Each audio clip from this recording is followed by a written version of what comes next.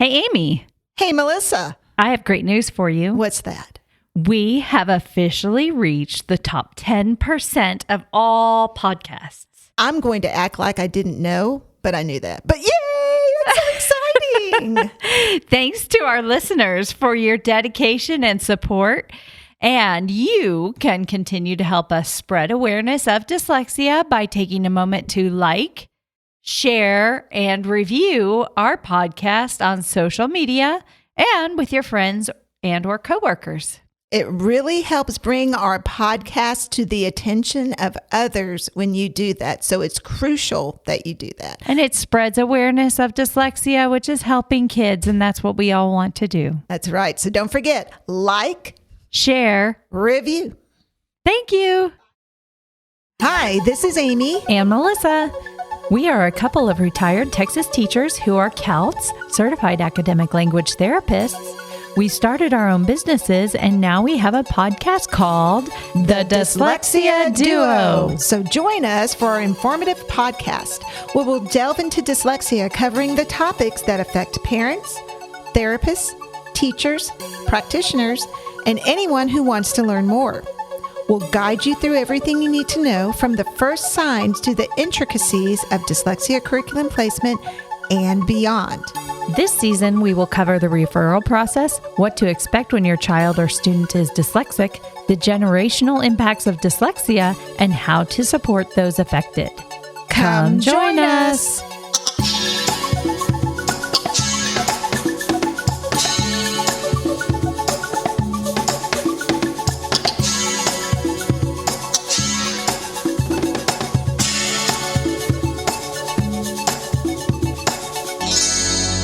Melissa. Hey, Amy. So we just finished up this section with Margie Gillis. And if you don't know who she is, y'all, you should know who she is. She's kind of a big deal.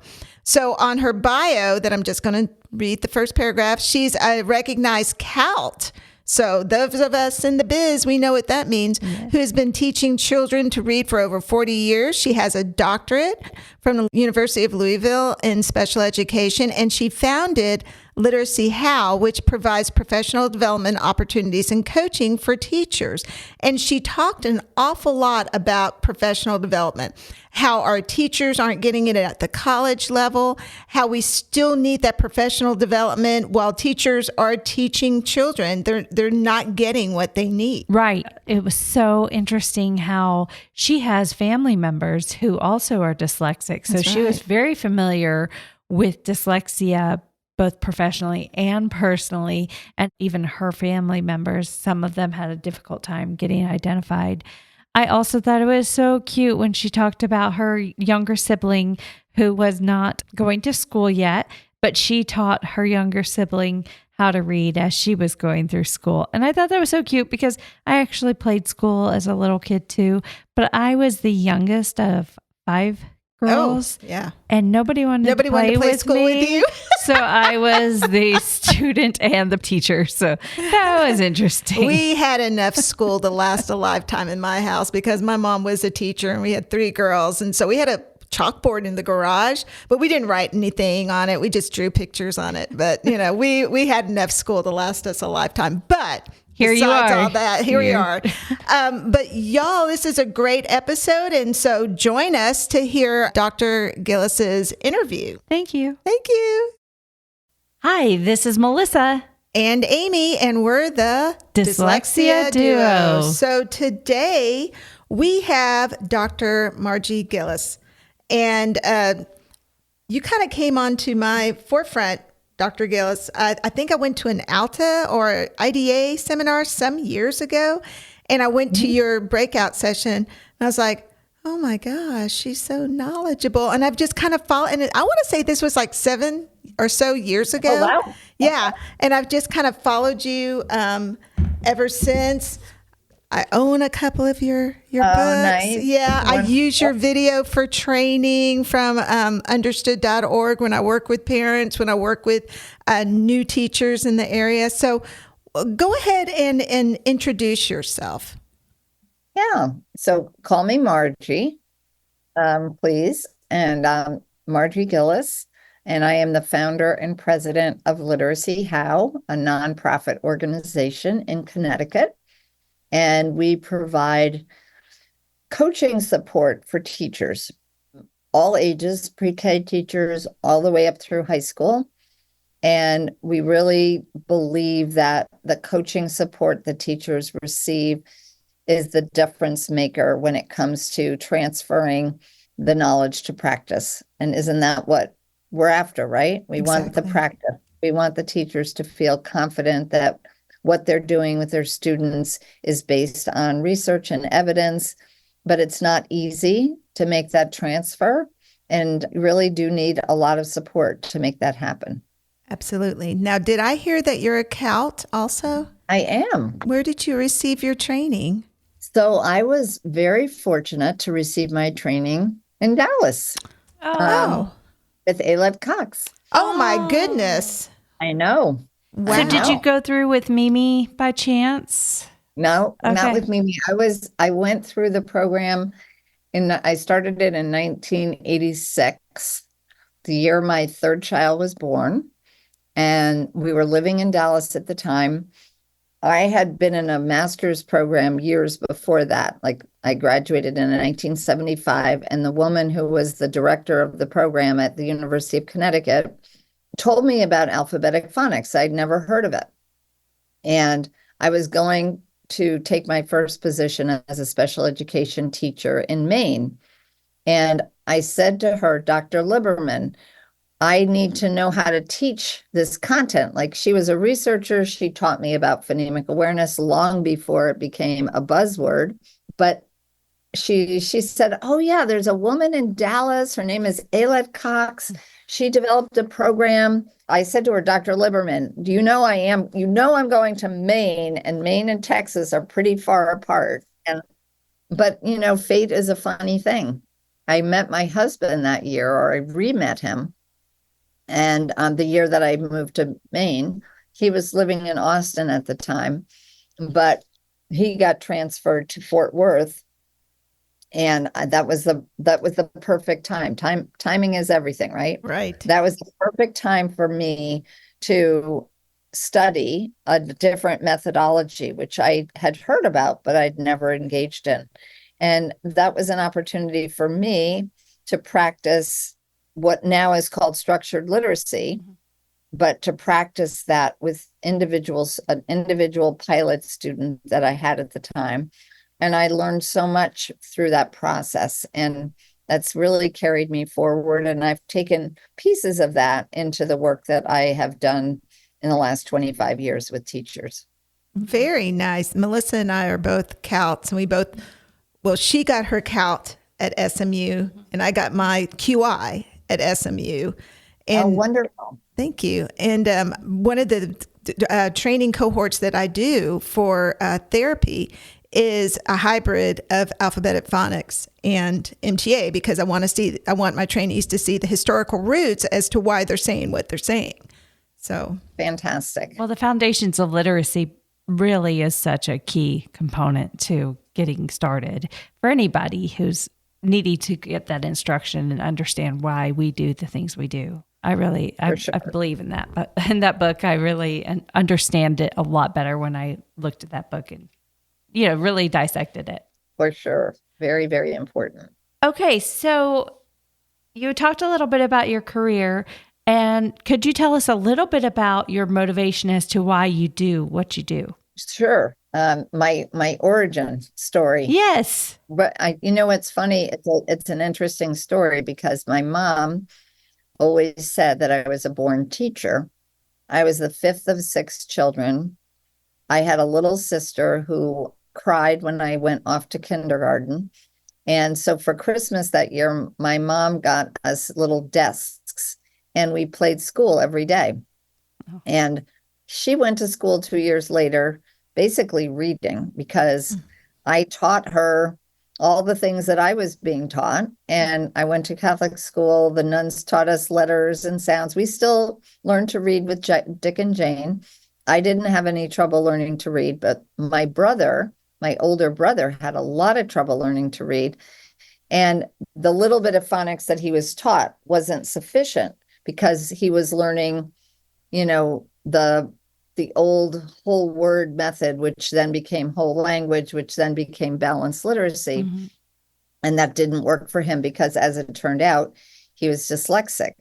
We didn't know it at the time. We didn't diagnose or identify dyslexia back then. And I'm sure my dad was dyslexic because we know it's runs in families, it's hereditary. Interestingly, my husband is dyslexic. We have a daughter who's dyslexic, and we have 3 granddaughters. 2 of the 3 have been identified with dyslexia. So it is really personal for me, as well as part of a professional journey that I really didn't quite understand at the time, but I was drawn to this field because I knew there were lots of people who had trouble reading, and I had no trouble, and I loved reading, and I felt really sorry for the people that couldn't do it and wanted to do it so desperately that I just was on a path to understand more about it. Yeah, it's interesting how life just put you where you needed to be so that you could help those along the way who you needed to help. It's so true. It's very wonderful, true. Wonderful story. It made me think that with all your knowledge, probably your daughter's teachers or your grandchildren's teachers are like, oh no, she's coming because, they're going to identify the kids with dyslexia. We better make sure that we're providing what those kids need because, Dr. Gillis's grandkids and daughter and all that. That's how I would think. Ever. Not so much, but we figured it out. But if they were in the granddaughters were in a public school. And I have to say, in all my years of being in education, and especially special education, where I would go to what we call PPT meetings. I know they're called different things in different states, but people planning meeting where you're hashing out the data and figuring out if the student qualifies, and oftentimes fighting to get services.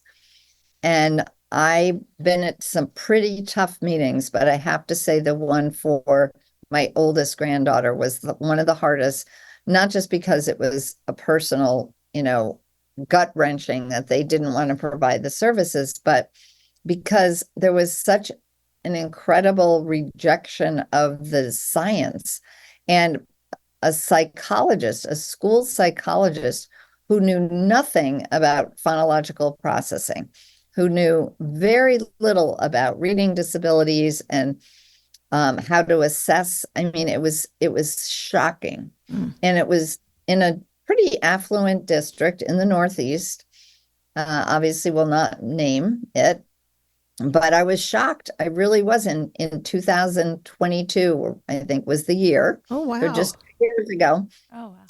And consequently, my daughter just pulled the kids out of the public school and found a private school for them to attend. Not a private school for kids with LD, but they do have a school within that school.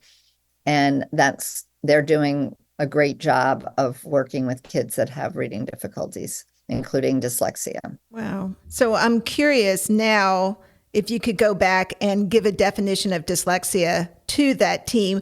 What did you tell them that dyslexia was or is? Well, I always start with the fact that it's neurobiological, because I think it's very important to explain that it is, based in the brain.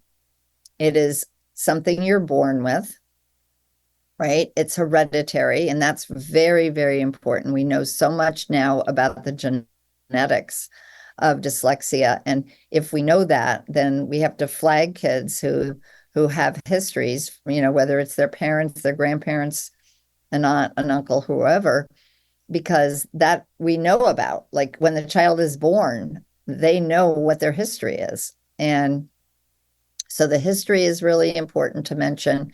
Certainly that fact that it's based on not 100%, but in large part on processing language, right? It's a language-based learning disability that includes processing phonological information, and that there are secondary consequences that can impact certainly comprehension, vocabulary, all sorts of other things that happen because you're not reading, and therefore you're not building background knowledge. You're not necessarily growing your vocabulary unless you're getting read to on a regular basis. So it's complex. I would also say, and I know this is a long-winded answer, I also think that it's important to mention that dyslexia is not, it's generally not just this, right? It's you are dyslexic and. So we talk a lot about, to use the vernacular, comorbidity, but it just simply means co-occurring. That dyslexia co-occurs in many cases with something else. It could be more than one something else. It could be attention and difficulties with executive function, which have overlapping characteristics. Anxiety is something that often happens in concert with dyslexia. Certainly, dysgraphia is also something we need to be aware of. It's different, but it can co-occur with dyslexia. Dyscalculia, so difficulty with math. The list, depression. There's so many things that contribute to why dyslexia is complicated, and treating it can be complicated because there's so many different pieces to the puzzle. Absolutely. It's such a spectrum disorder, and I'm a dyslexia teacher, dyslexia therapist, and then QI, and I was in public ed for 30 years, and 27 of it was in dyslexia. And very seldom did I see two students that progressed the same way or had difficulties or the same degree of difficulty, even within families.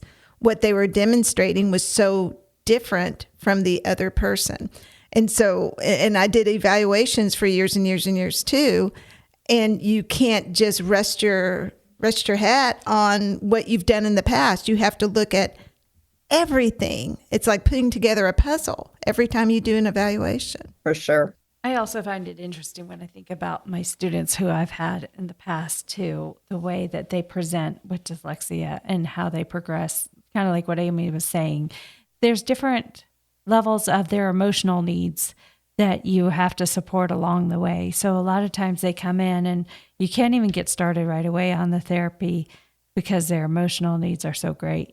You kind of have to remediate some of the emotional impact from the dyslexia and how that's affecting them, and kind of just really build a strong relationship before you can really get them to trust you, to open up, to learn what they need to learn, is what I've experienced in my past as well. That's a really important point, Melissa, and something I think most of us who've worked with individuals with dyslexia have found to be the case, because they inadvertently start to feel bad about themselves as humans, and they don't even necessarily feel like they have strengths, even though many of them do. Mm-hmm. They don't necessarily feel that or see that play out. And so it is really important that they find teachers, plural, ideally, that understand what their needs are, as you say, socially, emotionally, and otherwise.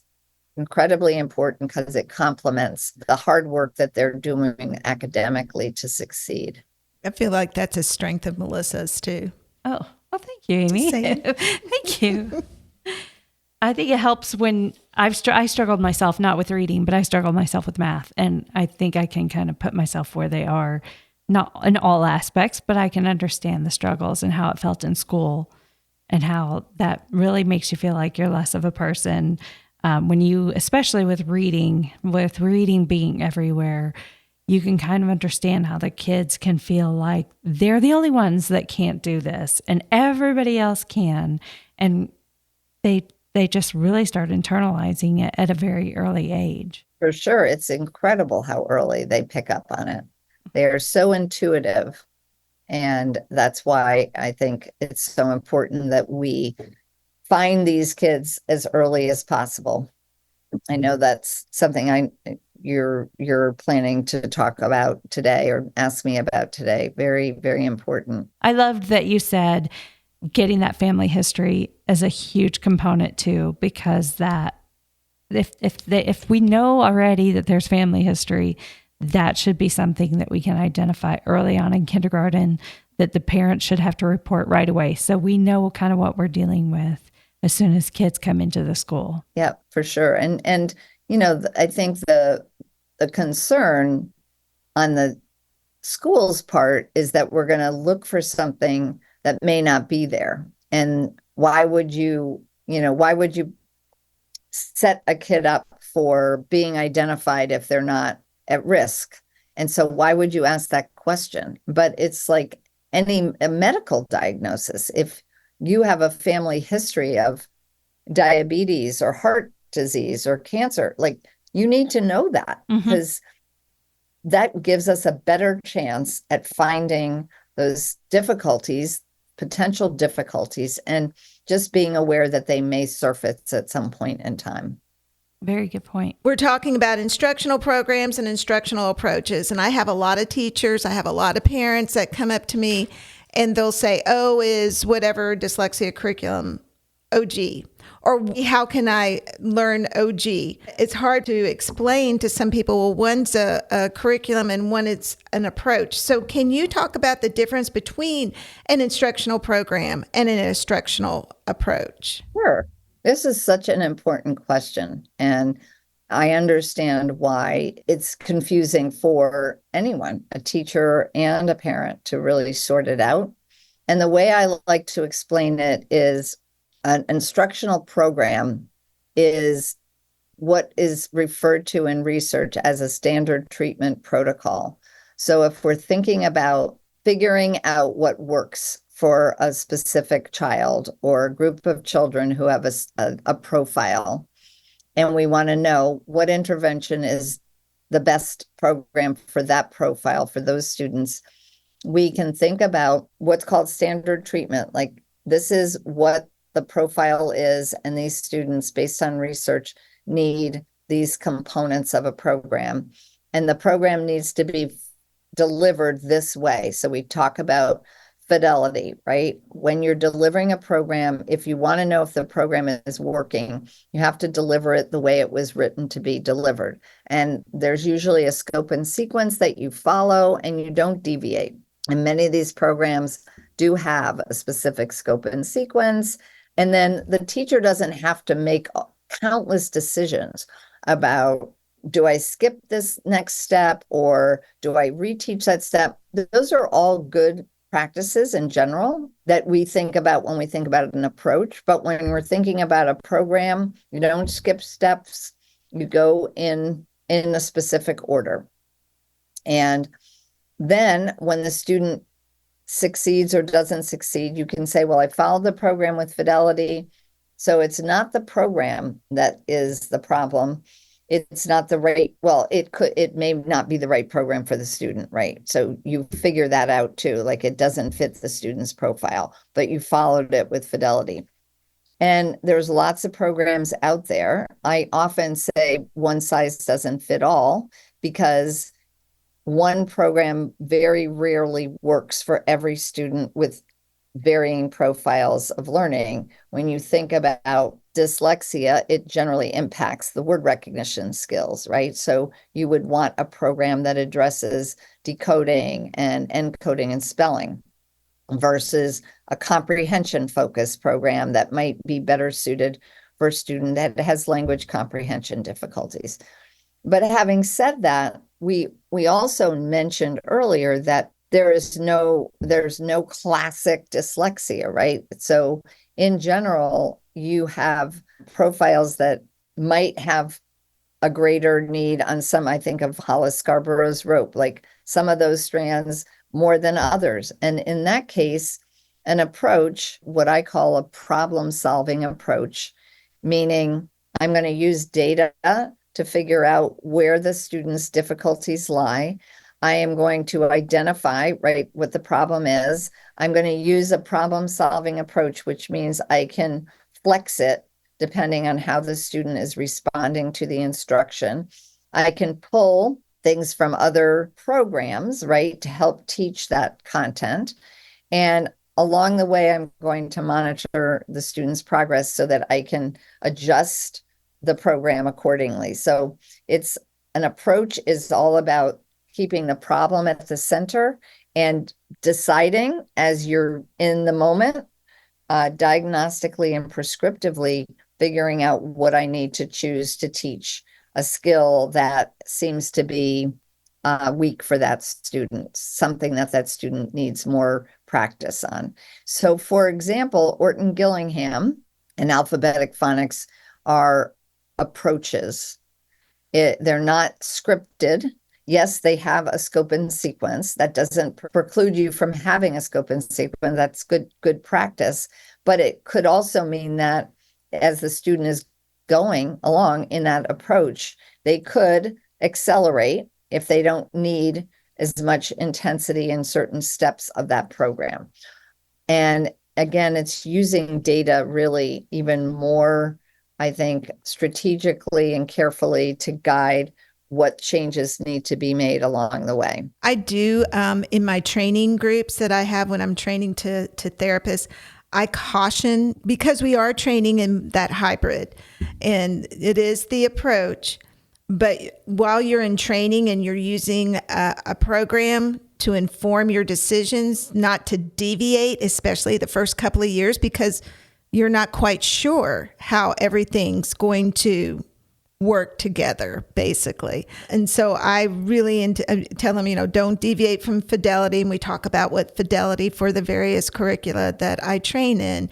And then we talk a little bit about integrity. When you're a therapist, there's some things that you can change, but not for everybody, right? Like if there's a fluency piece that's added in, but you want to try a different fluency piece that's not included in that curricula, I wouldn't do it with all. I might do it with one or two who need that piece and being prescriptive, basically, like we talk about quite often. Yeah, I think that's a good point, Amy. And I agree with you that when you're learning something for the first time, and even more than one time, right, that going through a more scripted program, or as you referred to it, a curriculum, is easier. First of all, it's easier to follow.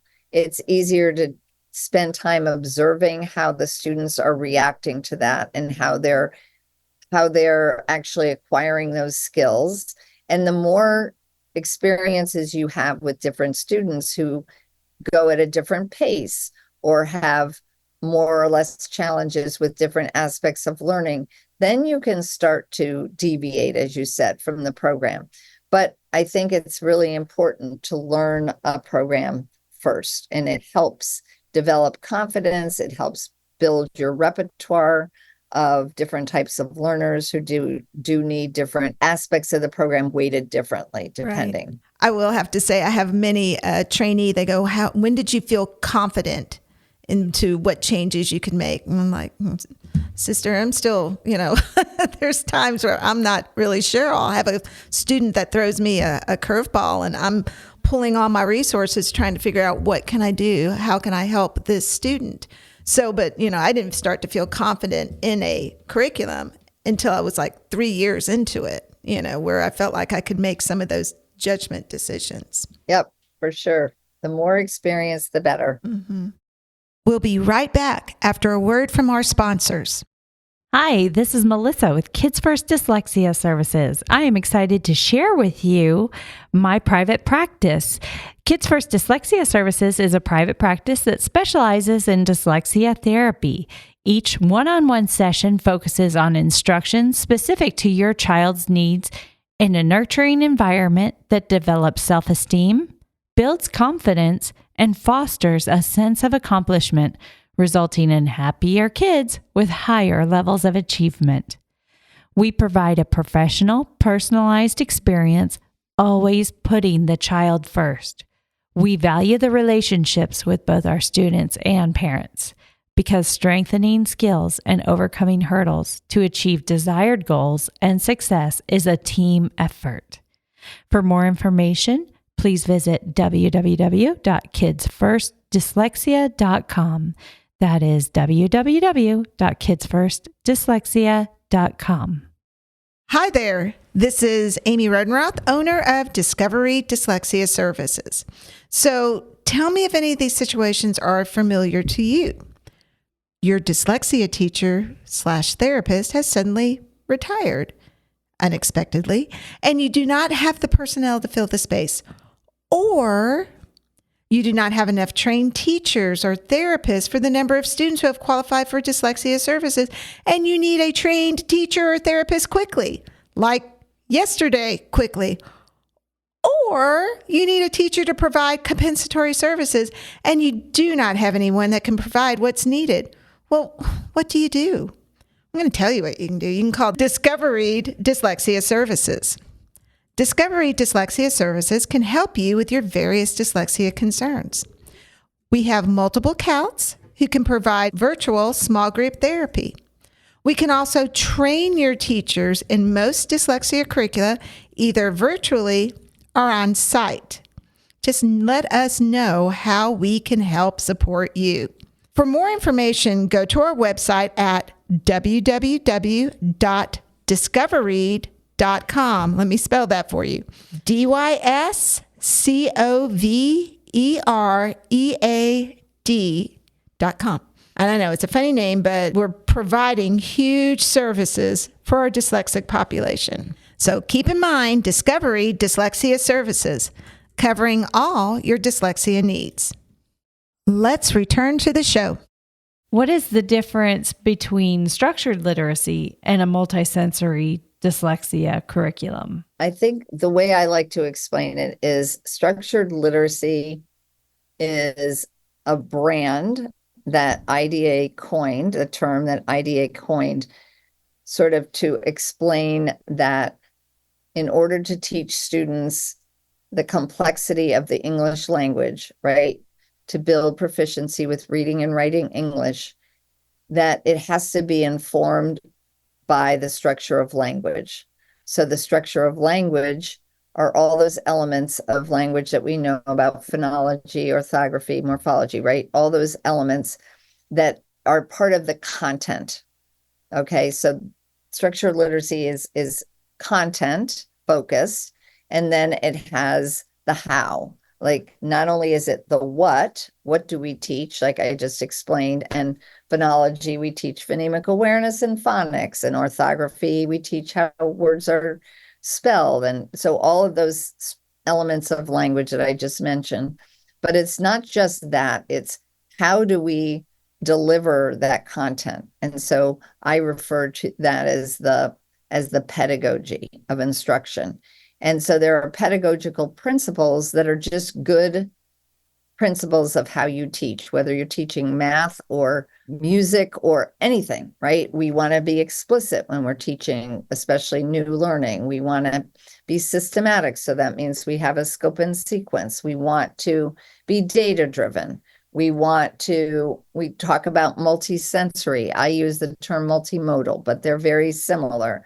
So we're going to use all the senses, and we're going to make sure that the student is using their eyes, using their ears, using their mouth motorically for pronouncing the sounds, for example, using their hands for handwriting. All of that multimodal instruction is a pedagogical principle, again, for teaching and engaging students interactively.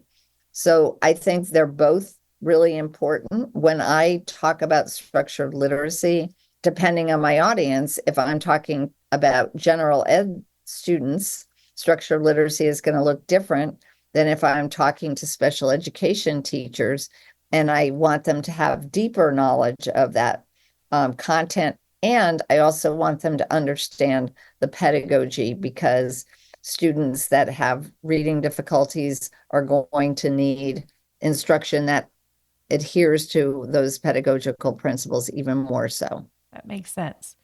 So then a follow-up question to that. So what are the important components that should be included in all dyslexia curricula? Having the content specified. So all of those elements that I just mentioned, even thinking about syntax, for example. I talk a lot about syntax, and you think, well, sentence structure for students who have good language comprehension, you may not need explicit instruction in that. And yet we know that a lot of our kids with dyslexia struggle with writing, and writing a very important step in explicit writing instruction is teaching kids how to construct sentences, understanding how a phrase works in a sentence versus a clause, how conjunctions are used. So I think all of those elements that I mentioned before, that content and the elements of language that I mentioned are really important in any dyslexia curriculum, along with the pedagogical principles that I also mentioned. Okay. And then something that we really have to think about is motivation.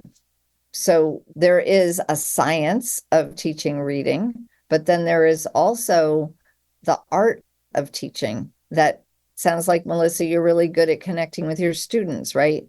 That you can have all that knowledge and know the content, know the structures, but if you don't know how to deliver that to a student who is lacking motivation or has anxiety about learning or whatever the case may be, I think that's also a piece of the curriculum that has to be acknowledged, especially if you're working with older students.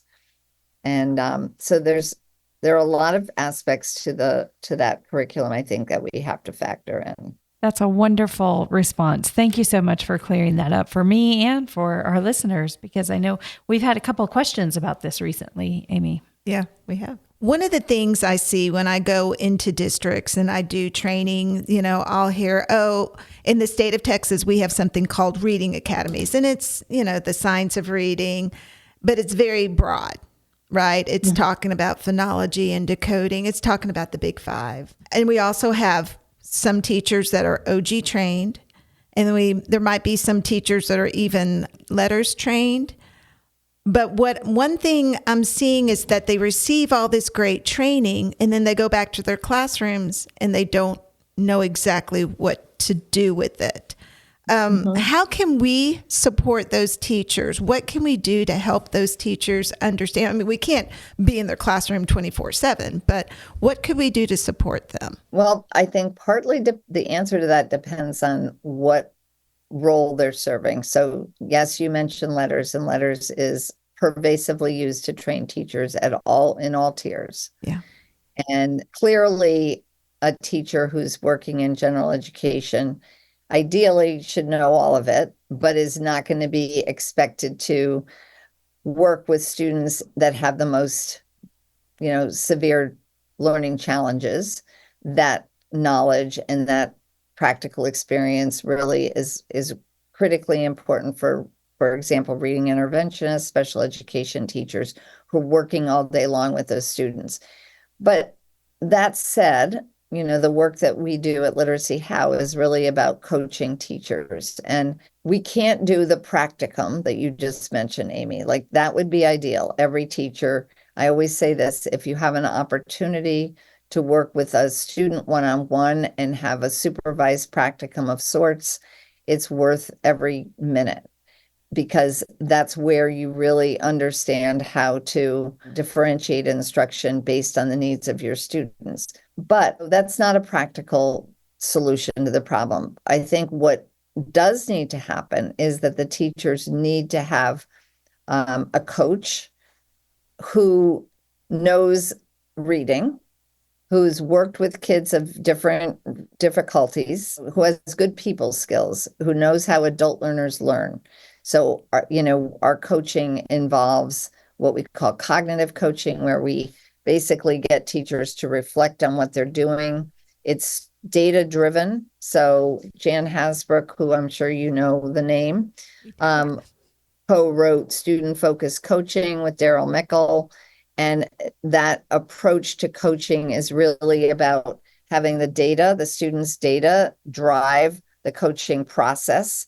So instead of a teacher feeling like you're criticizing my instruction, it takes a little bit of the onus off the teacher and it puts it on, this is the student's data that we're looking at here. Yes, you could say, well, the teacher could say, but I'm the teacher and I haven't been successful teaching this student. That's true, but we're going to look objectively at what we're seeing here, and then we're going to decide where do we want to go? Like, how do we want to prioritize the difficulties the student's having? So coaching support is really important. I also think that this is 25 years of working with school districts and learning firsthand that teachers get very little professional development that actually matters. They might have 2 or 3 days a year. Oftentimes it's a one size fits all. So on election day, everybody goes into an auditorium. They all learn whatever the topic is of the day. And it's not differentiated to meet their needs. So we have to provide professional development that is actually going to transfer, as I said earlier, to the students' ability to learn the content. And that just takes time. So again, I don't see it happening enough. And I don't know what the answer to the problem is other than to impress upon the teachers, rather the administrators, because they make the decision, how important it is that teachers get the professional development. And parents oftentimes can exert some pressure on the administrators. And yeah, it's a problem that we see over and over again. And it comes down to money, and money is often the driver, because it just requires extra revenue to pull teachers out of classes to do that professional learning that is so important. That is a big concern I see going from private practice to districts, that the admin will say, how many days do you need? I'm like, well, this is pretty deep. I need a lot of time. And, and they were like, can you not do this in 4 days instead of 5? No. Tried. Exactly. There's a lot of learning that needs to happen. Mm-hmm. And of course, ideally, we would like the teacher prep programs to have done that. Right. We're still noticing out here, because where I'm based, I'm really about 20 minutes away from 2 pretty big universities. And, one university, I don't know what they're doing any longer, but the other one is the hub for reading recovery still. And I'm like, good Lord, we're still doing that. Oh my goodness. Right. Oh my goodness. Right. It's super surprising to me. And I totally agree, with the whole professional development. Up until I can remember just 7 years ago doing a professional development when I was a therapist on a campus, and they had the right idea. They gave us the state assessment data, and we broke that data apart and looked at where the students were weak, and then we did nothing with it. Mm-hmm. And I'm like, well, we have all this great information. How are we going to support our students? We didn't do anything with it, which is kind of a time filler, in my opinion. Or ask us to look at the data of the children who are falling behind and ask our input, and then they don't listen to our input when we are saying, oh, well, why don't we look at this kid for dyslexia, where they're showing the characteristics. They've got the word recognition difficulties, the spelling difficulties. Why not? Let's take a look. No, let's wait until 2nd grade. Really? No, you're kicking the can down the road, as they say. Mm-hmm. Why waste their time? Why waste the child's time? Okay, so I have another question for you. I run into this a lot in the public school, or I did run into this a lot in the public school. Response to intervention, RTI, would sometimes block the actual assessment that needed to happen for kids. That my administrators would say things like, well, they need to be in RTI for about 8 weeks before we will consider testing them and see if they really make progress.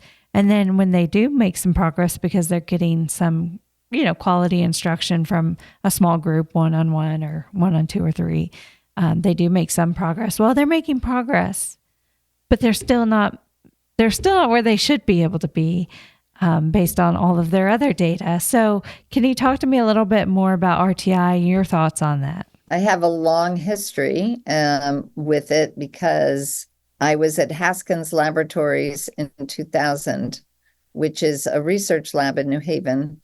And it was just before I joined. So maybe it was like 1998. And some of the researchers who were doing research on RTI, including the Fuchses at Vanderbilt and others, were writing about this idea that kids would be assessed, right?